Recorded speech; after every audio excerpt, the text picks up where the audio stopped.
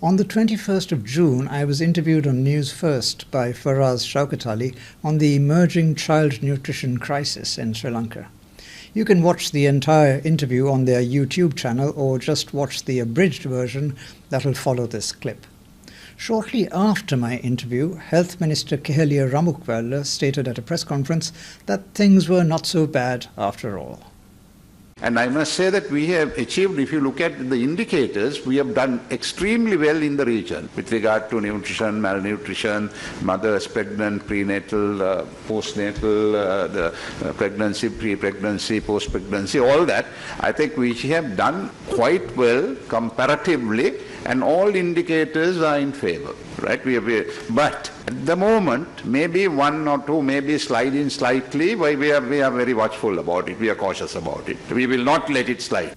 Unfortunately, someone seems to have misled the minister. To be fair, he's been on the job for only a few weeks. But in fact, the annual health statistics report published by his ministry paints a quite grim picture. Here's a page from the most recent edition. As you can see from this, between 15 and 20% of children under the age of 5 show symptoms of undernutrition. There are more than 1 million children in this group, and they'll carry the scars of their nutrition deficit for life. Their intelligence, their height, their health outcomes, their careers, all these will be affected. Let's be clear about one thing though. Mr. Rambukwella is not responsible for this problem. But he must address the nutrition crisis nevertheless, because given rising poverty, the situation is becoming worse every day.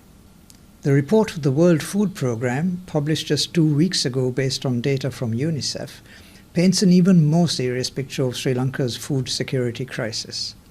According to this, the monthly cost of a nutritious diet has increased by more than 150%.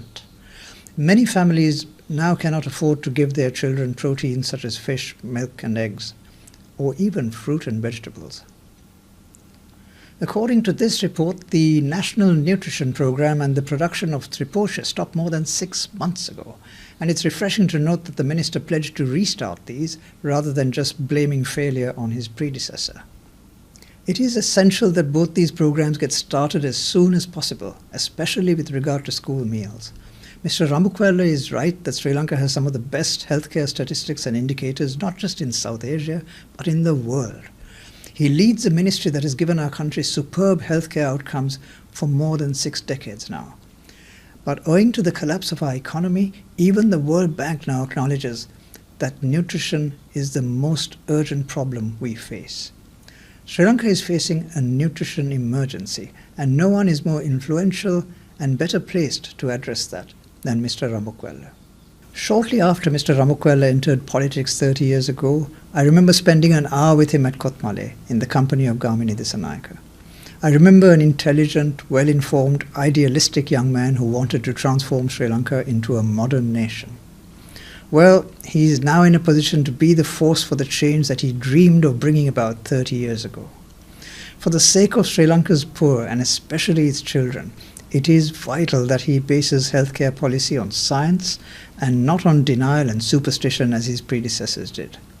So please, Mr. Rambukwella, be guided by the nutrition experts in your ministry. They are some of the best in the world. Don't drop the ball now. The future of our children and even that of our country itself is quite literally in your hands.